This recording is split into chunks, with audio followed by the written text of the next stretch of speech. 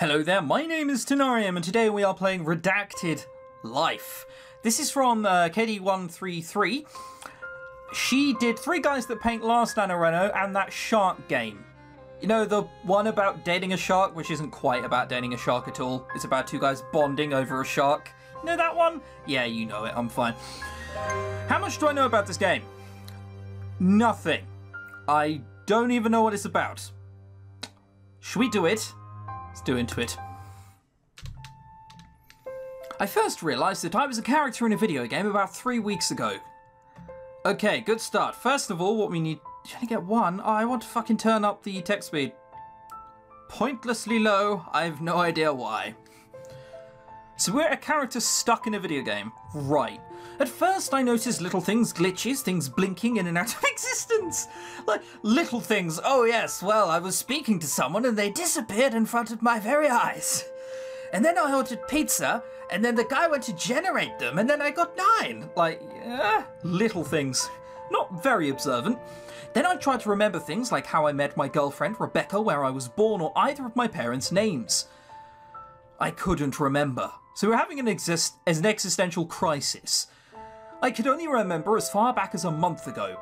It was a hard 3 weeks. Okay, so to be fair, it's not like he spent his whole life then, that makes sense. The worst part of it was that I tried to explain this all to Rebecca. It was like she wouldn't listen to me, like she couldn't hear me. I guess the game's programming could only stretch so far. Eventually I decided to just let things happen and see how things would unfold. I mean, after all, despite how existential crisis-inducing finding out your life's a game was, my life was a pretty good life. Well, if we're being honest here, what game world would you like to live in if you had a choice? Think of your favourite games. That's right, I think of Final Fantasy X. Oh wait, hang on a second. There's a massive monster killing everyone. There's Dragon Age Origins. Oh wait, God knows how many people died in that war. Mass Effect. Woo! I'm now a peasant because I have no skills in the future. You see what I mean? Might as well enjoy it, right? Then Rebecca decided we should move out. Finding an affordable home to rent, it was too large a place to find all by ourselves. We packed our things from our city apartment and drove to the countryside. We're here. We stepped out of our car. I mean, really? Right, well, we need to go and get a place to live. Yeah, could you hire, like, Dracula's castle for me? But when you're there, can you paint it white? Thank you. Brilliant. We stepped out of a car. My girlfriend... I'm not sure how she's affording some of this. She's certainly not out of her teens. This is it, Adrian. The house is over here at the end of the road. I looked at the mansion in the distance. Wow, I am the hippest fly motherfucker in the world. Look at that. I have these weird dreadlocks which don't quite look like dreadlocks. It looks like someone's put like 10 dark-coloured Mars bars onto the top of my head and went, right, stay there or else. Also, what is that around my neck? I looked at the mansion in the distance. Come on, Sheska. I opened the back door of the car to let Sheska out. That's a big dog. Sheska was our dog, by the way. However, as soon as she got out of the car, Sheska started growling. Well, that's a bad sign. Yeah, I think we might be turning to the game bit, buddy. Why is she crying? Or is she not crying? There's just weird tear marks by her eyes. Rebecca turned to Sheska.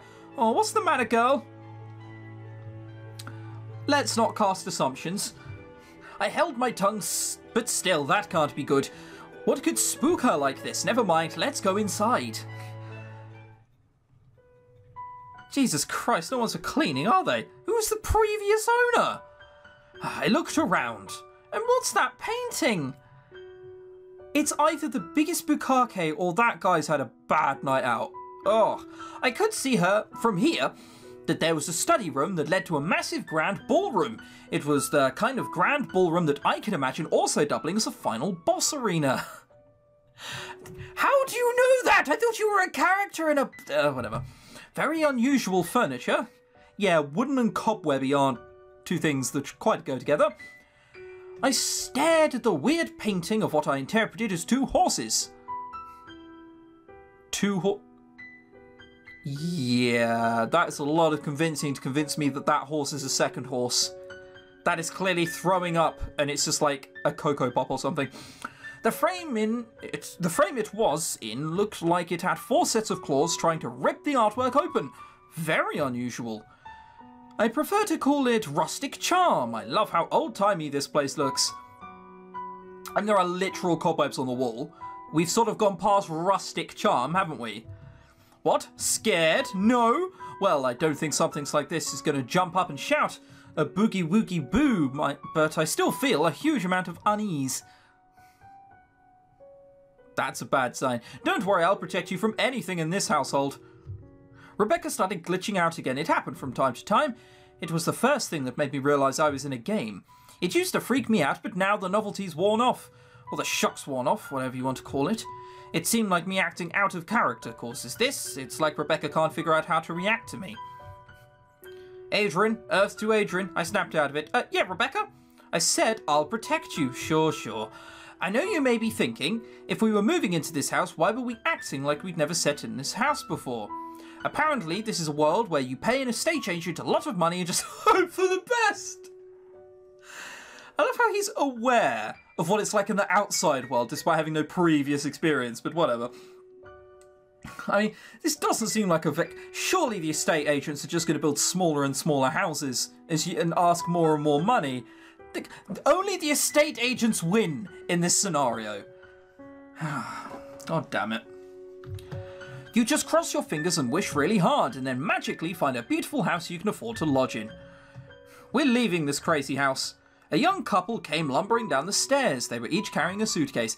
I've had it. I can stand a lot of things, but not this. And with that, the couple left. My.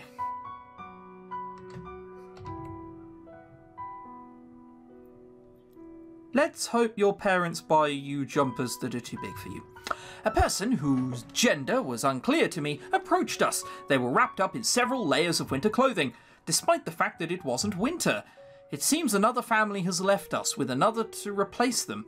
It's like a revolving door around here.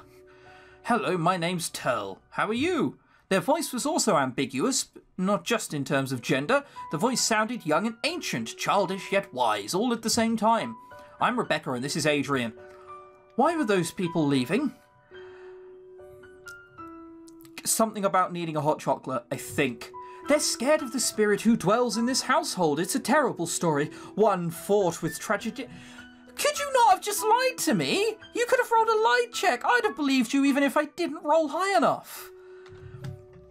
Would you like to hear it? No. I told him that no, we wouldn't until began. The sweater layer character told Rebecca and me pretty full and complete information about the mansion. They told us about the structure, was originally commissioned in 1800s, and about the original owners of the mansion. Okay, I can see where this is going. His beautiful assistant, Clara. She doesn't have any eyes, neither does... Maybe that's why they failed and had to buy this shitty mansion. They couldn't see properly. Miro and Clara were a couple who'd recently married before moving into their new home. Miro first met Clara when she became his assistant for the magic act. This eventually led them to falling in love with each other. Miro the magician, as he was called, was an illusionist. Or a key inside your world. He was also rumoured to have dabbled in 2 dubious things. Adultery.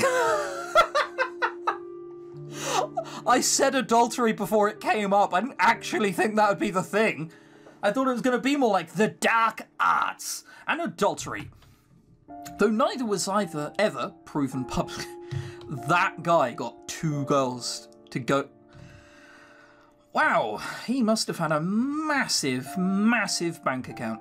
He was apparently successful enough as a magician to afford this mansion and continued performing with Clara for many years until...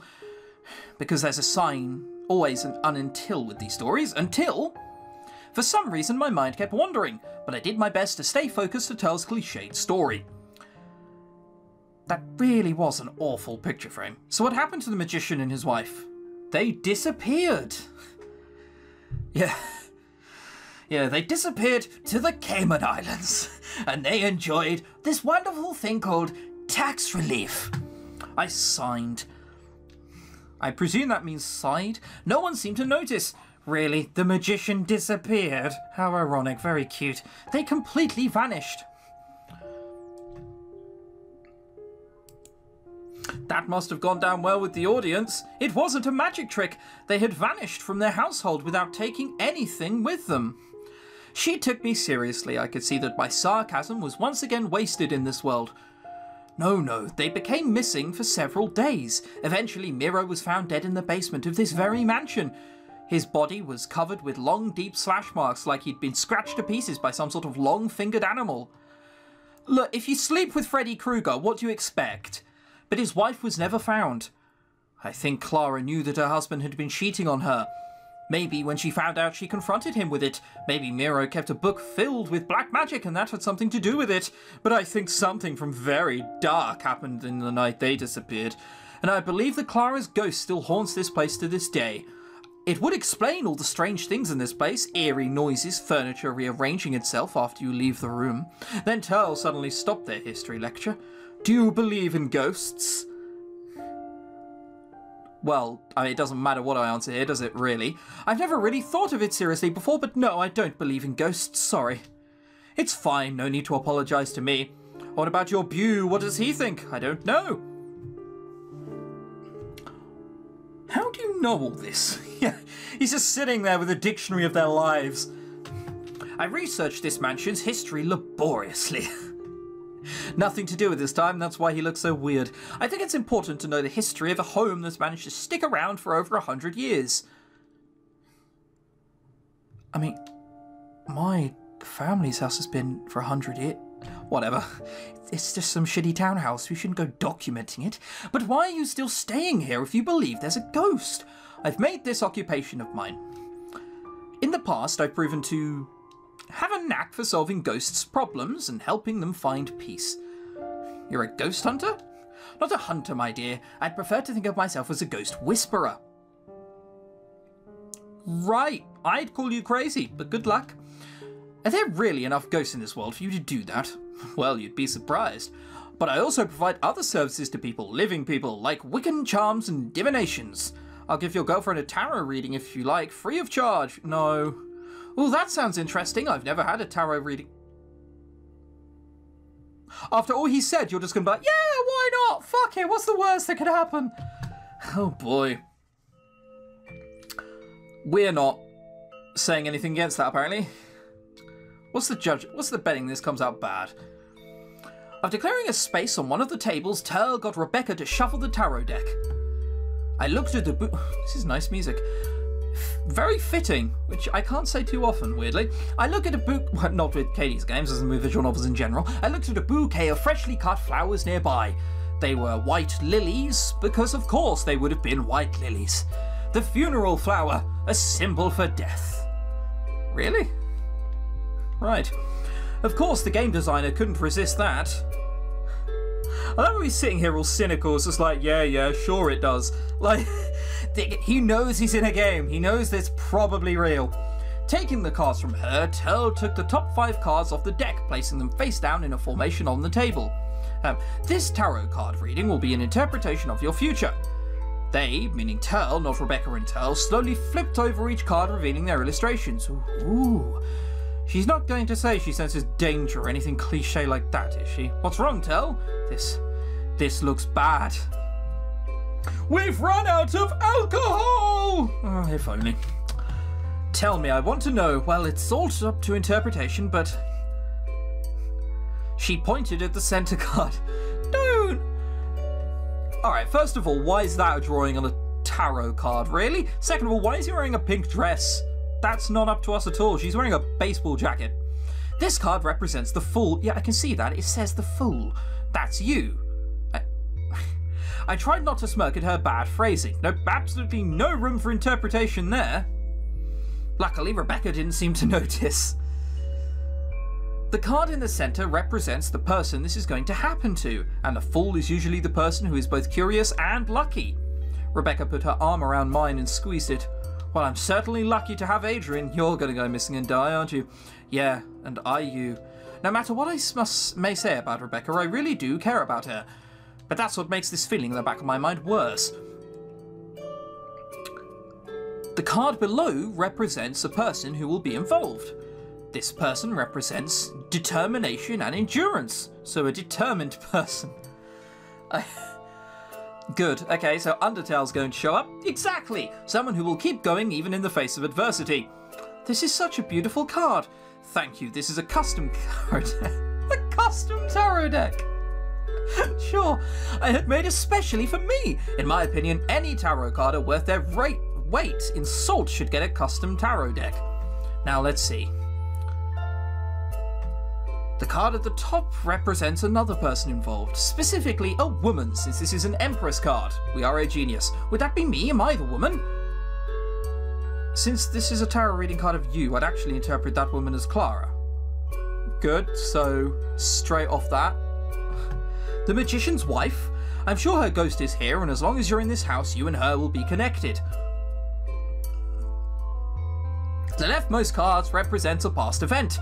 The Tower is associated with sudden disruptive and potentially destructive change. It can also mean liberation and the gaining of freedom. But in terms of destructive change happening in the past, I define it as Clara's past. Well, that can't be good. No! What context would that be good in? Like, just, oh yes, well, death's come up. And, yeah, I did save the screenshot. Like, death's come up. Is that good? No, I don't think it's a good thing. Found my thumbnail, though. Oh, death is an often misunderstood symbol. Sure, why not? It doesn't necessarily represent a literal death. It can mean the death of an old way of life and the beginning of a new one. In other words, it could be a change as simple as adopting a dog or moving to a spooky mansion. Right.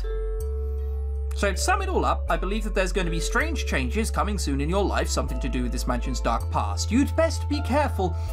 I mean, I know you said that you don't believe in ghosts. You may think this is a load of hogwash. No, this was really interesting. Thank you. You're welcome. Interesting? Well, I'd better get going. That's all I have to say. Oh, you just show up every time someone else shows up, do you? Good. I'll see you later. With that tell left, Rebecca turned to me. So, what now? Well, we still have a lot of unpacking to do, but I kind of want to do the bit of exploring first. Why don't we leave the rest of the luggage till later? Not even bringing it up to our room. It's only 2 suitcases. Look, I can do it myself. You can explore that house and I'll catch up with you later. Well, we just know who died. Okay. Well, it's official. I'm trapped in a horror game. A badly written horror game. Never mind, I'll just go and get the luggage, shall I? Is this an adventure game? Because that sounded like a lousy first quest. I pulled out the 2 improbably sized suitcases. I call them that because this was all we packed. There was no moving van. There's travelling light, and then there's this. A whole previous life was the contents of these 2 suitcases. With a heave, I lifted them up to carry them back to the mansion.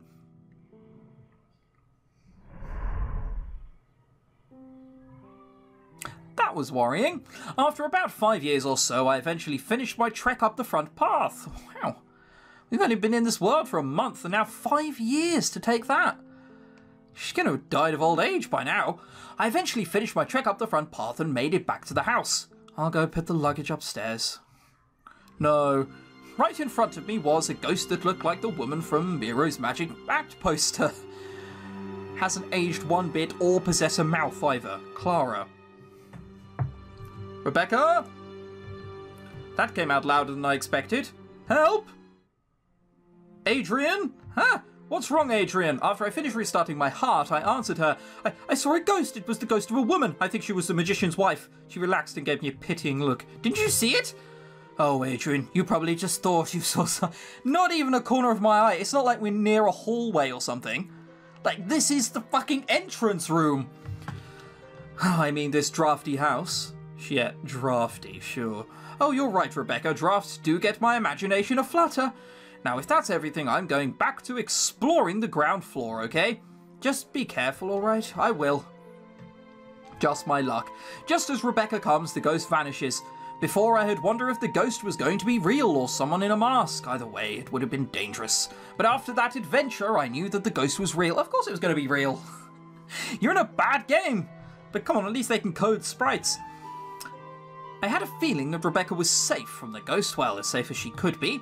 What I mean is, I was trying to imagine this as a game written by someone else. I thought back to horror films, and generally speaking, the young woman who had a boyfriend was usually safe. I mean, Alfred Hitchcock made...